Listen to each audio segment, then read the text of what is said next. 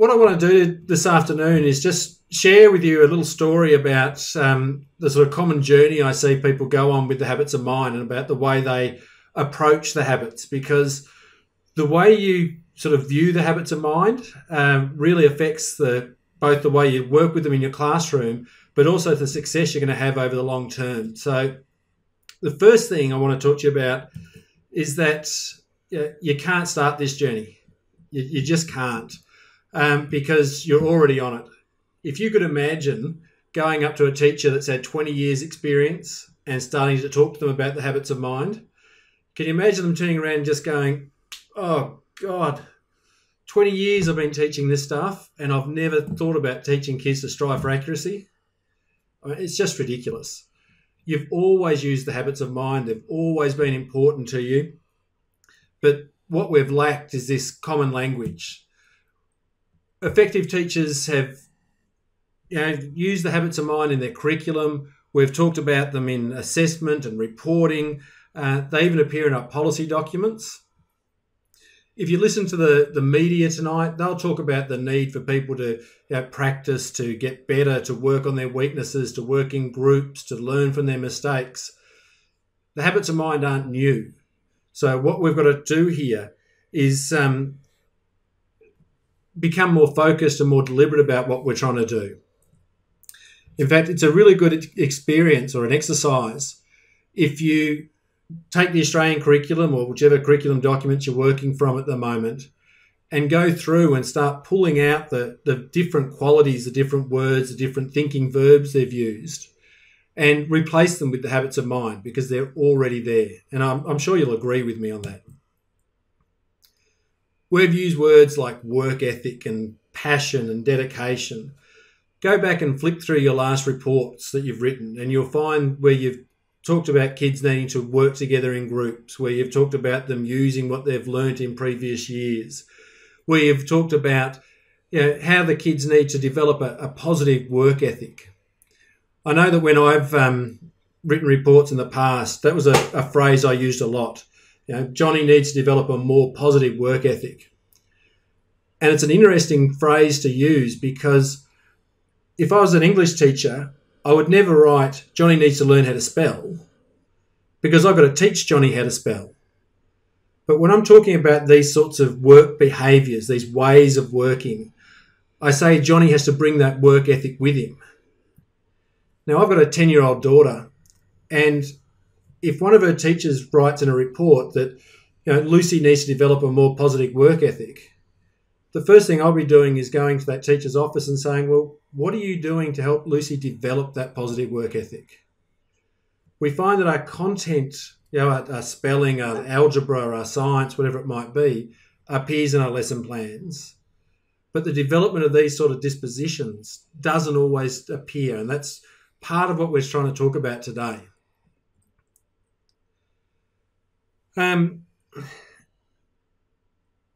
What we're trying to achieve here is not something new. This is not about introducing a new strategy, a new technique, a new way of doing things. It's about becoming more focused. It's about becoming more intentional. It's about becoming more deliberate about what we're already good at. Really effective teachers have always been good at developing habits of mind. And what we're trying to do here is to get even better at doing that. So if you're worried about, how do we start? What do we do first? You've already started. One of the things I'd encourage you to do is to go back through your curriculum plans, go back through your lessons, your activities, and recognise where you're doing this well already. Because no one starts this journey. We all continue it, and we need to get better and more focused at it.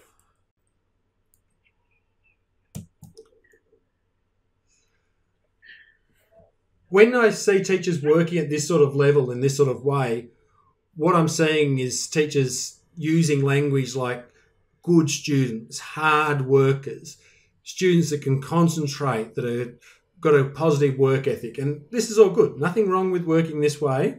And I'm sure you can all talk about when you've used these sort of terms. Then the habits of mind come along. and someone says, hey, these habits are great. You know, when you've talked about teamwork, I've talked about cooperation, you've talked about getting along, we can use this term thinking interdependently and all be on the same page. And when you've talked about stick to it, and you've talked about persistence, and you've talked about not giving up, and you've talked about keeping on going, you know, we can use this common language. And I'm sure you've already experienced a lot of that already, where you've realised that the habits of mind, or the language of the habits of mind, add clarity to what you've already done and talked about and valued with the students. And when you introduce the habits of mind, there's probably been a lot of flag waving going on. You've started talking about making posters. You've started talking about how important they are. You've described them. And you've moved into this way of working where you start identifying the habits of mind, you start labelling them, you start requiring them from the students. And again, this is all valuable stuff and things that I think you should do.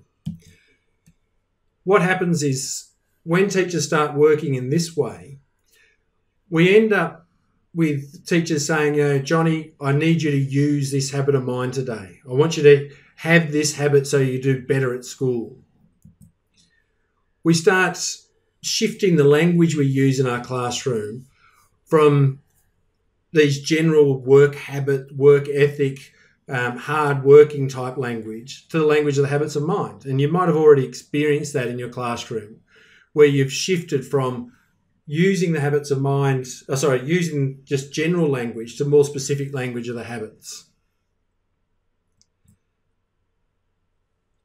And teachers working in this way, often when you look at their curriculum plans, their lesson plans, their unit plans, you see checklists down the side.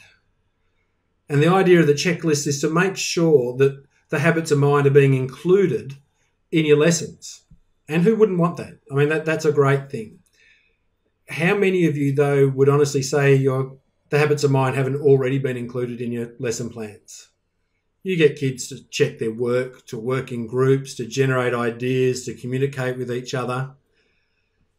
The problem with working with the habits in this way is that what happens is the school comes in, introduces the habits of mind, and teaches the habits of mind as if they're a topic. You tell the kids what they are, you introduce them, you use the language, and then it's a case of saying, well, kids, you know what they are? Start using these habits of mind. And while working in that way is, not a bad thing, there's very little actual change in teacher practice. And I know this happened in my classroom. In my classroom, I went through the flag waving. I went through and said, kids, this is what the habits of mind are. Make the posters, find the synonyms, find the antonyms, look at the examples of people using them. And at the end of 4 or 6 weeks of doing that introduction, I had Melissa and Belinda down the back of the class that were still doing well and would now tell me they're doing well because they're good at striving for accuracy. And I still had Bill down the front saying, still not performing well, still calling out, still getting in trouble. And the only real difference in his behaviour was he'd now tell me that, I got in trouble today because I didn't manage my impulsivity well, did I? There's no real change in student outcomes and there's no real change in teacher practice. And this is where a lot of schools fall over, because at this point, kids get a sense of, well, you've told me about all these habits. I know what they are. I'm not doing any better at my work. Stop hammering me with just the language. The students with well-developed habits of mind still do well, but now they just talk about the language. And what happens here is teachers either go, this is interesting, but it hasn't made a difference, and it falls over, or you take it further. And it's taking it further to this next step that I really want to talk to you about today. You know that you're working in this way, just using the language, if you hear the words, I want you to use the habits of mind, I want you to be this way, or you didn't use. If this is the sort of language that you're using in your classroom, you're still in this sort of, identifying, labeling type mode of using the habits of mind. And to shift out of here, and this is the real key, and this is what we really need to move into, is we need to make sure we understand the relationship between the habits of mind and achievement. Because what most teachers believe is that if you set challenging tasks, kids will develop mature habits of mind. And it just doesn't work that way. If you think about a sports analogy, if you wanted kids to get better at football or at cricket or at tennis, would you send them out all day, every day, just doing practice matches? Probably not. What you'd end up doing is you'd break down the skills, teach them the strategies, get them to reflect on what they're doing. Because success in challenging tasks doesn't develop your habits of mind. It's having mature habits of mind that leads to success in challenging tasks. And when you get that relationship round the right way, you start realising that what our job is as teachers is not just to set the challenging tasks, but to develop the mature habits of mind so they can succeed in those challenging tasks. At this point, there's a juncture. Teachers start saying, well, all right, if this is the case, if my job is not just to get the kids to use the habits of mind, I've got to teach them how to improve their habits of mind. You can go one of two ways. And even in any group, there'll be a split here. There'll be some teachers that say, well, hang on, I went to university for 4 years. I've been teaching for 15 or 20 years. No one's taught me how to teach the habits of mind. So who's going to do that? And there's a detour here. And this happened in my own experience. I was teaching in a large school and we agreed habits of mind were important. But there was a resistance to, well, whose job is it to teach this? So we went down this detour of teaching thinking skills. We introduced thinking skills classes, and that's not a bad thing. There is a place for teaching thinking skills in classrooms, and I think we should do that, but it's not where everything should happen. Because if you teach the habits of mind, well, it's all right to introduce the habits of mind as a topic, but if you teach it separate to the content, there's still very little change in most teachers' practice. If you do the habits of mind on Tuesday afternoon, then kids start to think that, well, that's what we do on Tuesday afternoon, but it's obviously not. It's something we want to do over time. So to get back on track, we need to move from this idea of teaching the habits as a topic to learn about, to teach, to know them, to explore them, and start talking about improvement. Our language needs to shift to the idea of, all right, how do we get better at them? How do we develop them?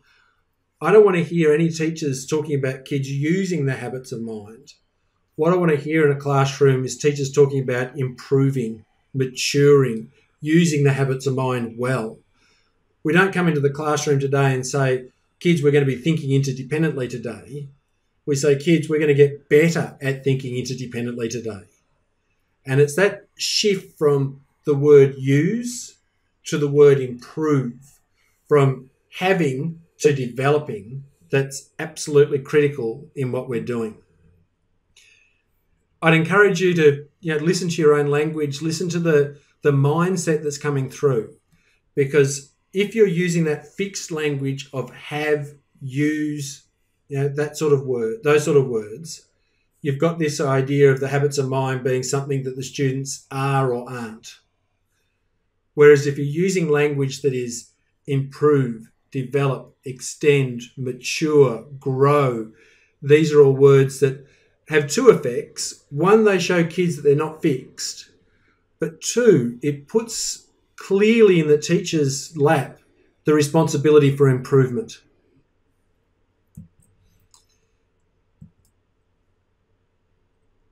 And this is where the shift happens. The shift moves from the teachers asking kids to use to the teachers sitting back and actually saying to themselves, what am I doing in my classroom today to help kids get better at these habits of mind? And that's a real shift for a lot of teachers.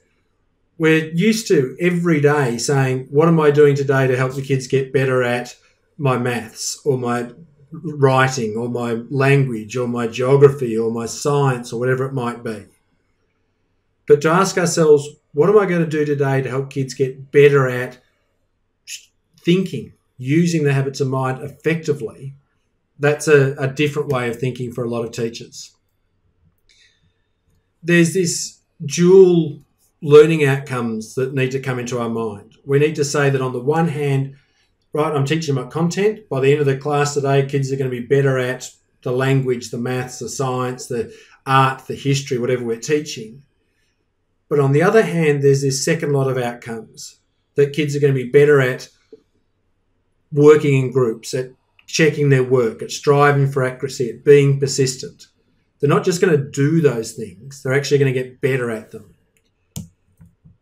And to get better at them, the key is these dimensions of growth. We need to be able to describe in very clear, crisp detail what that improvement looks like. We wouldn't go into a classroom and say, oh, kids, by the end of today, you're going to be better at reading. We'd be able to describe what that improvement in reading is going to look like. And we need to have that same clarity about the habits of mind. And the way we describe that is through the dimensions of growth that you've looked at, of meaning, capacity, alertness, value, and commitment. And I want you to think about those dimensions of growth in the same way as you think about reading, writing, listening, and speaking when you're teaching language, or about number and probability and chance and so forth when you're teaching it, talking about maths. One of the ways we do this is we look at the backwards design process of Wiggins McTighe, and we say, look, these are the content, the subject understandings that need to be achieved by the end of this lesson or the end of this unit of work. But we also define the habits of mind outcomes that need to be achieved by the end of the unit of work as well. And from there, we design assessment that would show that kids have achieved those outcomes, and then use the content as a vehicle for making sure those content outcomes and the habits of mind outcomes are reached. When you do that, a shift happens in your teaching. And talking to you now from a distance, it's hard to describe, but I want to introduce you here to Karen Watson. Karen's the head of, or at this time was the head of English at Curwen State High School, which is a large high school in Queensland. And Karen was a very good teacher before she met me. She was head of English. She's now head of innovative programs. And you don't get to have that sort of role without being a good teacher. But I want you to listen to what she says about how the habits of mind changed her classroom practice. It's not just about using the language. It's about focusing on how the kids get better. So have a listen to Karen here. Whoops, come back again, sorry. I've been using the habits of mind with my Year 8 English class, and it has made a wonderful difference to my classroom practice. My students are so much more successful, but I feel more successful. You choose a habit to enhance your content, and the way it changes the way you look at the unit of work. It changes your perception of how you're going to deliver it. It makes you so much more focused, and you're aware that you're talking to the students and how are you doing this, how are you managing this, what's happening here, and the students become so reflective of what they're doing, and my results have improved dramatically. But that's just sort of one process. I think the students themselves have improved dramatically as people, and that's why I think the habits of mind are so transformational, because I can see that they've grown, they've become better at using the habit of mind, which is what we want.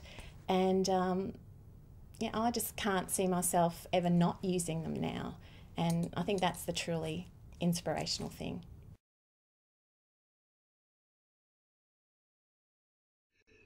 A couple of things to note about what Karen says there. First off, she says student outcomes have improved dramatically. So let's keep that right up front, that what we're on about here is not just developing habits of mind, but developing habits of mind so students' outcomes can improve. And Karen talks about, it's not just their academic outcomes, they've improved as people as well. She talks about the change in her practice. She says it makes it so much more focused, so much more intentional about what she does, that when she's looking at a piece of work or an activity that she's got for the kids, it makes her think about, why am I doing it this way? Why am I doing it that way? And that's one of the really common things that teachers say about working with the habits of mind, is that when you're sitting down to plan whatever learning experience that you might be planning, there's 100 different ways you could teach any given piece of content. But with that focus of the content and the habit of mind, it makes you more intentional, more deliberate about the way you do it. And the third thing to note is what Karen didn't say. And what Karen didn't say was that it's worth all the extra work. Once you get used to working this way with the habits of mind, it's not about doing more. It's not extra. It's not added to your workload. It just helps you become focused and deliberate. And I said earlier on that if you go back and look at all your lessons from the past, you'll see the ones that you've done really well involve the habits of mind already. When you look back at your best lessons, it's always about the ones that worked the best will have developed students' habits of mind. And by focusing on the habits of mind and being deliberate about it now, we can make those really good lessons more frequent. And that's why we don't start this journey. We've always worked with the habits of mind. And what we're trying to do now is to get more deliberate, more intentional about it so that we can do a really good job more often. What often happens at this point is that teachers go, great, I get this. It's about development. It's about improvement. Oh, I haven't got a clue how to do that yet, but I can see that that's where I'm going to have to work on. But if it's about development, if I've got to approach the habits of mind like a subject, because that's what I'm asking you to do. Schools that approach the habits of mind like a topic, that teach it, cover it, and then go, what next? Kids use this, do this. Those schools invariably fall over. The schools that approach it with, all right, kids, these are things that we're going to develop not just for the next 6 weeks, but over the next 6, 12, 18, 20, throughout your lifetime, they're the schools that really succeed. And the ones that do it really well do it by being very deliberate about, all right, this is what it's going to look like in our classroom. We're going to get better and it's going to look like this at the end of the unit. And at the end of the next unit, it's going to look like this. And teachers then start going, well, all right, if that's what I've got to do,